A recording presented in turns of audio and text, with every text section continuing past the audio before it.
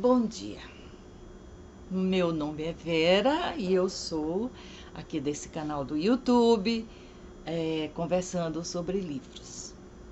Trouxe hoje para vocês um livro que me causou, a essa altura da vida, quando já li tantos livros, esse livro me causou uma intensa surpresa pela sua objetividade nas respostas, perdão, e também nas perguntas que ele faz.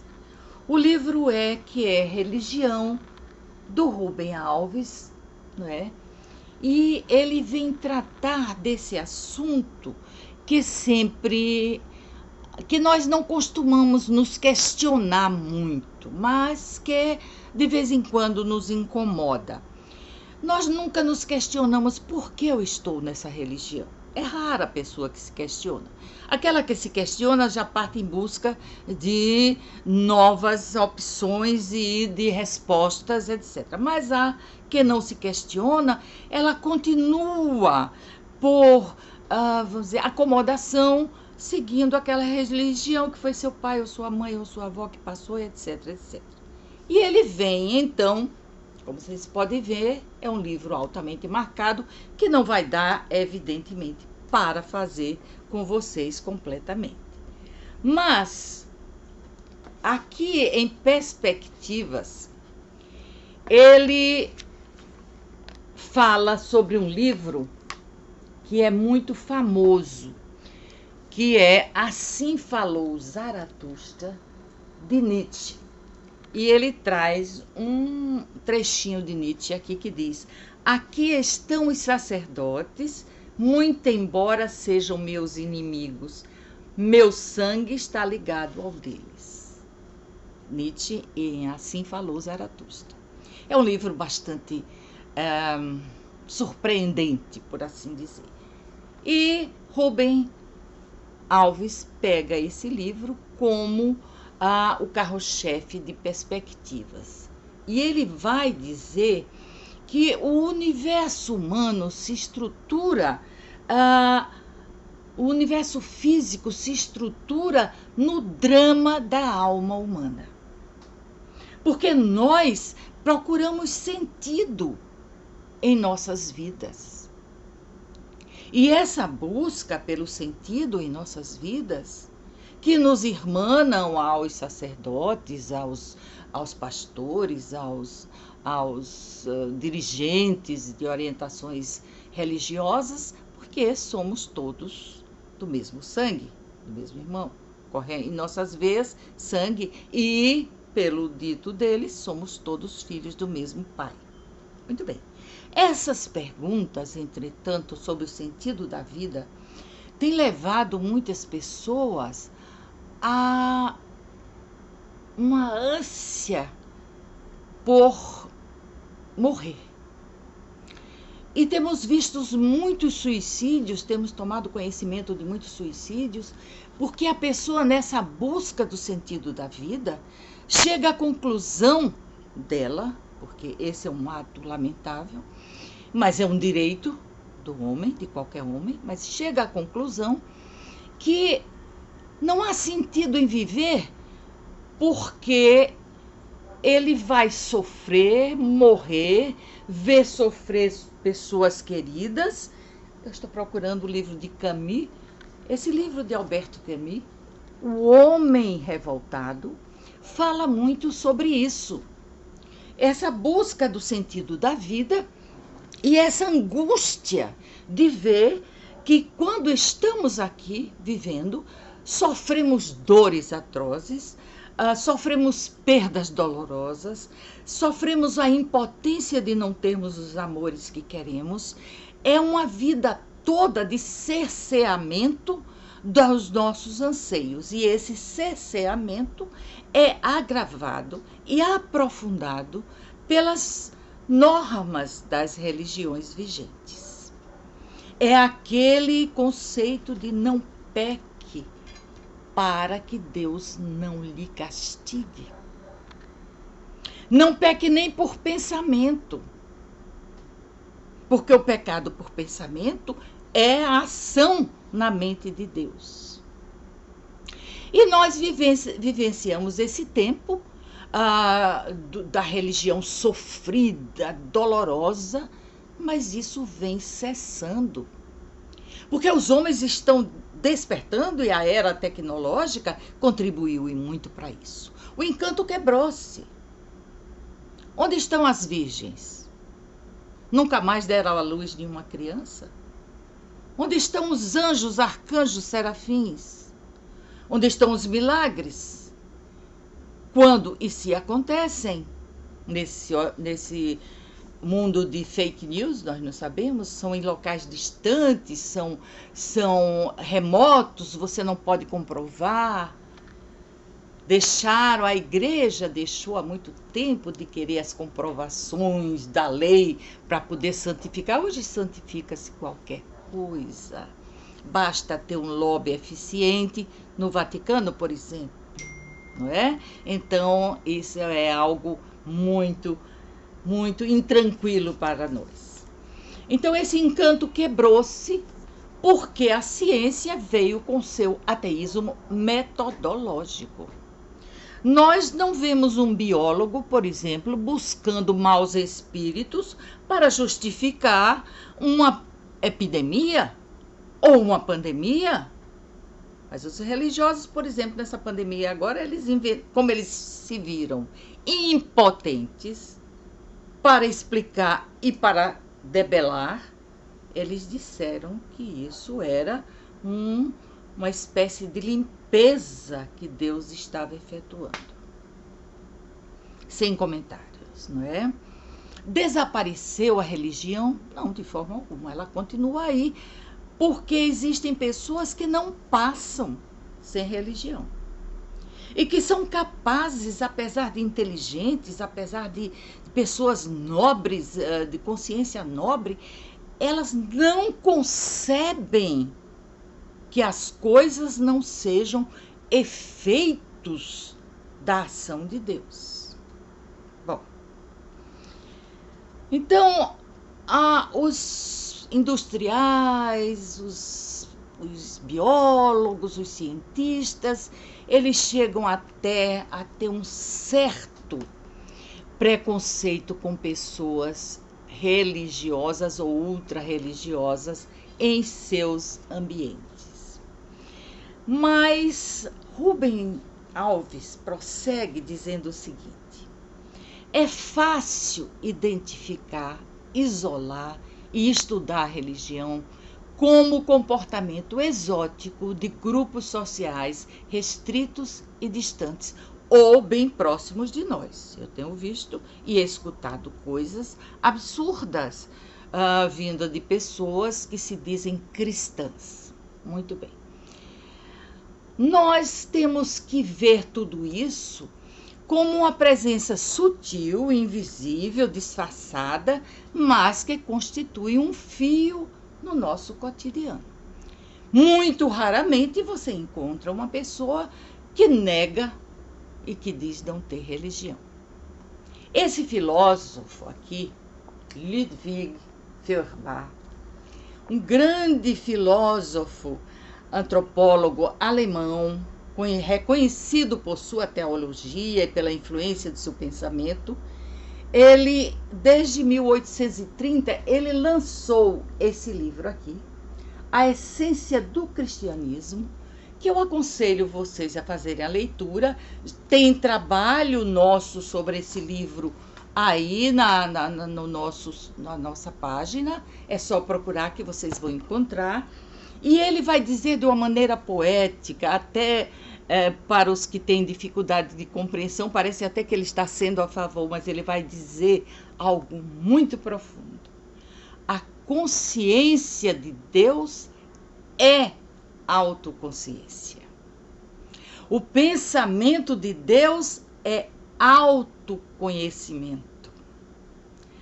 A consciência de Deus é autoconsciência, é minha. O conhecimento de Deus é autoconhecimento. Eu me conheço. Eu conheço meus desvios. Deus, eu conheço minhas falhas, eu conheço minhas virtudes, eu conheço meus vícios. E, portanto, estou potenciado a fortalecer uns e enfraquecer outros. A minha autoconsciência, que não pertence a Deus algum, ela me auxilia mostrando o certo e o errado, o bem e o mal. E vai dizer mais Ludwig Feuerbach: a religião é o solene desvelar dos tesouros ocultos do homem, a revelação dos seus pensamentos íntimos e a confissão aberta dos seus segredos de amor. Eu me amo. Eu amo minha autoconsciência. Eu louvo meu autoconhecimento que me permite viver livre. E vamos mais adiante. Aqui, eu já falei em Camus, ele vem mostrar que que essa arte da religião criada há tanto tempo como ferramenta de manipulação, como ferramenta de poder. Vamos combinar que quando a confissão auricular foi estabelecida, ela deu aos sacerdotes um poder inimaginável. Porque nós não temos coragem de mentir ou negar para aquela pessoa que está nos ouvindo os nossos vícios secretos, as nossas compulsões, as nossas pulsões. Nós não temos, porque temos medo do castigo divino que vai nos fulminar. E pasme, a ameaça atinge não apenas a você, mas a seus filhos, seus netos, da terceira e quarta geração. Um absurdo tão grande que a pessoa se vê presa na teia de querer ser perfeito sem ser perfeito, porque é apenas humano. E é extraordinário que isso vai passando de geração em geração, de pais para filhos. E o homem se torna a única criatura que se recusa a ser o que ele é. Autêntico. Isso diz Albert Camus. Em Um Homem Revoltado, o Mito de Sísifo e outros livros magníficos desse autor. Ele se torna uma pessoa completamente falsa. Porque ele tem uma compulsão ou uma pulsão, mas ele precisa esconder até dele mesmo, porque os pensamentos são tratados por Deus como ações. Ou ninguém lembra da oração por pensamentos, palavras e obras? Morrou. Bom, Camus também vai dizer que o mundo humano, e Rubem Alves dá voz a ele, dizendo que o mundo humano é feito com trabalho e amor. É uma página em branco na sabedoria que nossos corpos herdaram de nossos antepassados. Só que completamente escrito por cima várias fake news. Pecado, culpa, castigo, doença no filho é castigo pelos seus pecados, gerando pessoas totalmente atormentadas. Eu escutei um diálogo entre algumas pessoas que se dizem cristãs, e uma delas estava com uma roupa muito bonita, um traje longo, muito elegante, e a amiga que chegou era também cristã e disse: você com esta roupa, uma crente cristã usando uma coisa sensual como essa, você já se perguntou o que Deus acha dessa sua roupa?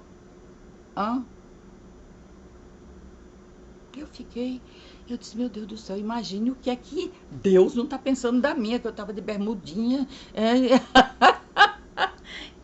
Terrível. E a outra imediatamente começou a justificar a roupa. eu de cá, que eu sou muito linguaruda, eu falei assim, ah, mas tá tão linda a sua roupa, se não quiser mais eu compro, viu, filha?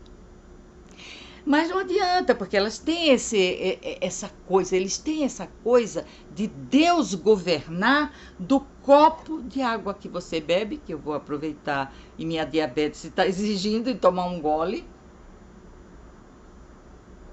a tudo.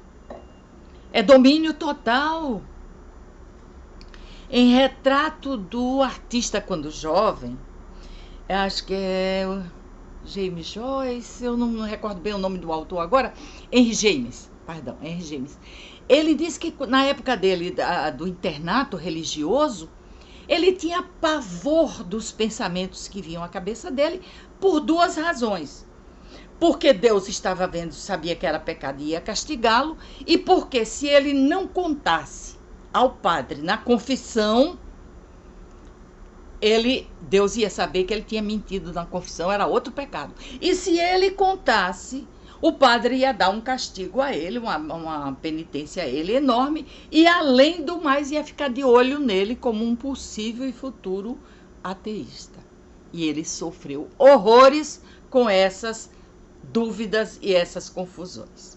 Bom, a psicanálise diz que o homem faz cultura a fim de criar objetos do seu desejo. Aquilo que ele não pode alcançar, não pode ter, ele cria objetos do seu desejo. Em várias... nós vemos quadros maravilhosos, com figuras lindas, incríveis, paisagens maravilhosas. É tudo aquilo que ele não pode criar. E dentro dessa perspectiva que a psicanálise já tem como fato, o homem foi e criou seres sagrados. E o ser ultra sagrado, que poderoso, que podem fazer aquilo que o homem não pode. E assim, ele se substitui no imaginário por seres poderosos que podem realizar tudo. Senhor, eu não posso fazer isso, mas tu podes. E aí vem a surpresa horrenda, dolorosa. Eu sinto uma compaixão infinita, porque quando não conseguem, na maioria, não conseguem, quando não conseguem, se culpam. Certamente eu não consegui isso porque eu não fui merecedor, eu não fui digno da vontade de Deus. Rubem Alves vai dizer aqui, mas eu lamento tanto esse tempo restrito. Bom, são 18 minutos ali, ainda temos algum tempinho. Nenhum fato, coisa ou gesto, entretanto, é encontrado já com as marcas do sagrado. Quem torna as coisas sagradas somos nós. Veja bem, o sagrado não é uma eficácia inerente às coisas. Ao contrário, coisas e gestos se tornam sagrados, religiosos, quando os homens os batizam como tais. A religião nasce com o poder que os homens têm de dar nomes às coisas, fazendo uma discriminação entre coisas de importância secundária, na sua visão, e coisas nas quais seu destino, sua vida e sua morte se dependuram. De quem eu dependo para ter saúde e ter vida longa? De Deus. Então, sacraliza a oração. Sacraliza, torna sagrada palavras que, quando analisadas, não têm sacralização alguma. Continuemos. Esta é a razão porque, fazendo uma abstração dos sentimentos e experiências pessoais que acompanham o encontro com o sagrado, a religião se nos apresenta com um certo tipo de fala, um discurso, uma rede de símbolos. Com esses símbolos, os homens discriminam objetos, tempos e espaços, construindo com seu auxílio uma abóbada sagrada com que recobrem seu mundo. Por quê? Talvez porque sem ela o mundo seja por demais frio e escuro. Com seus símbolos sagrados, o homem exorciza o medo e constrói diques contra o caos. Eu tinha uma cunhada que eu amava muito e ainda amo, esteja ela onde estiver, ou a sua memória que eu amo. Mas ela não viajava sem levar um Santo Antôniozinho. E a primeira coisa era a regra. Era a última coisa que ela botava na mala e a primeira que tirava para entronizar imediatamente no local onde ela estivesse. E ela cria piamente que aquilo ia proteger de tudo. E ainda mais, ela acreditava que tudo que pedisse a esse santinho, ela alcançava, a não ser que a pessoa por quem ela estava pedindo não tivesse merecimento. Então, continua Rubens Alves.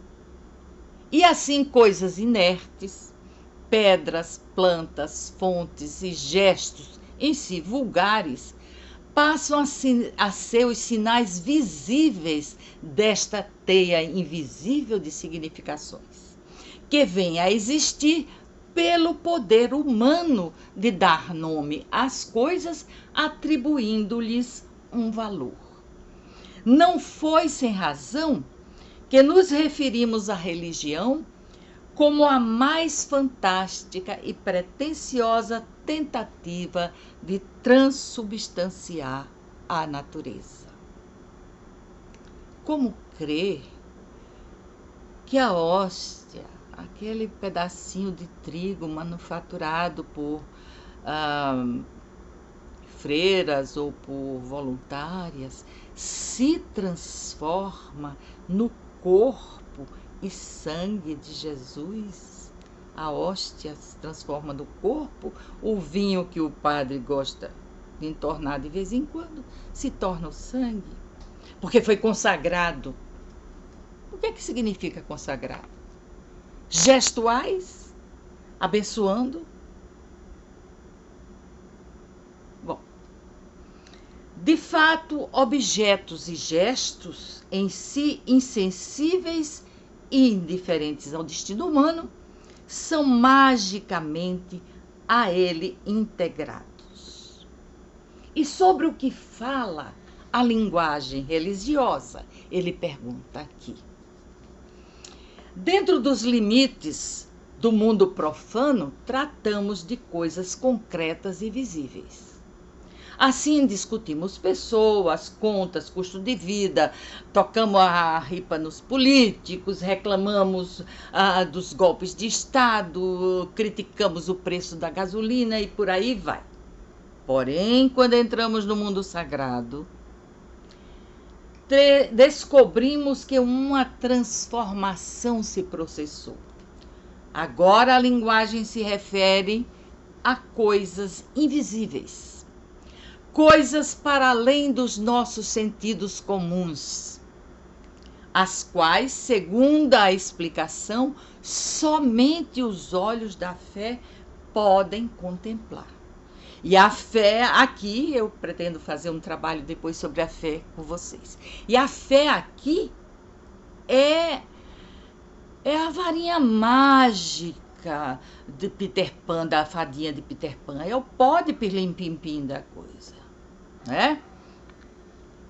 O Zen budismo chega mesmo a dizer que a experiência da iluminação religiosa, que eles chamam Satori, é um terceiro olho que se abre para ver coisas que os outros dois não podem ver. Então você tem que ter, e eles colocam esse terceiro olho aqui na glabela, e é aqui que você pode ver. Claro que em tempos remotos, alguns animais tiveram um terceiro olho, que foi depois, por inutilidade, retraído, E alguns acham que se transformou na epífise e por aí vai. Tem uma série de teorias, mas o Zen budismo diz isso. Então o sagrado se instaura ao poder do invisível. Tudo é mistério. Esse é o mistério de Deus, é o mistério da Santíssima Trindade, é o mistério da glossolalia. Nós temos visto, infelizmente, uma senhora que tem um cargo alto no nosso governo, falando palavras que as pessoas pensam que são outra língua e é simplesmente glossolalia. Glossolalia são sons sem sentido. Não significam nada. Não tem, mas causa um efeito enorme. Se de repente aqui eu começo a falar e dissesse que isso é sagrado e vocês acreditassem em mim, tornava-se sagrado. Bom, então o sagrado se instaura ao poder do invisível. E é ao invisível que a linguagem religiosa se refere ao mencionar as profundezas da alma, as alturas dos céus, o desespero do inferno, os fluidos e influências que curam, o paraíso, as bem-aventuranças eternas e o próprio Deus. Quem algum dia viu qualquer uma dessas entidades? Quem tocou? Quem viu? Quem confirma? Teria que ser mais de uma pessoa nesse nosso universo de mágicas, não é? Uma pedra não é imaginária, é visível, concreta. Como tal, nada tem de religioso, mas nos pejis de alguns centros de Umbanda, de Candomblé, disso tem pedras sagradas. Agora, não nos falte nunca o respeito às crenças alheias, mas não nos falte nunca a capacidade de pensar, deduzir e logicar sobre essas coisas. Porque isso nós temos, é a nossa autoconsciência, o nosso autoconhecimento. E ninguém deve nem pode nos tirar esse direito. Uma pedra não é imaginária, é visível, concreta, como tal, nada tem de religioso. Mas no momento em que alguém lhe dá o nome de altar, de peji, ela passa a ser circundada de uma aura misteriosa. E os olhos da fé podem vislumbrar conexões invisíveis que a ligam ao mundo da graça divina. E daí se toca os altares e se beija os altares. E ali se fazem orações e se oferecem sacrifícios. Tem alguns sacrifícios patéticos, muito oportunos para quem é diabético, por exemplo. Vou passar 1 ano sem comer doces. Maravilha. Você vai melhorar a sua glicose, com certeza, e vai se sentir melhor. Mas não foi a promessa. Foi a sua disciplina em não se permitir um doce que lhe faz mal. Muito bem. O pão, como qualquer pão, e o vinho, como qualquer vinho, podem ser usados numa refeição ou numa orgia. Materiais profanos inteiramente. Deles não sobe nenhum odor sagrado. Mas quando as palavras são pronunciadas, este é o meu corpo, este é o meu sangue, esses objetos visíveis adquirem uma dimensão nova e passam a ser sinais de realidades invisíveis. Nós estamos exatamente com 30 minutos de vídeo. Ainda teríamos muitas coisas, mas não quero cansá-los. Todavia, quero hoje agradecer aos novos seguidores que chegaram, dizer-lhes sejam bem-vindos, contem comigo, me perguntem sobre alguma dúvida e, principalmente, deem o seu like, toquem aquele sininho para receber as informações e comentem, eu adoro interagir com vocês. Então, o que é religião? Um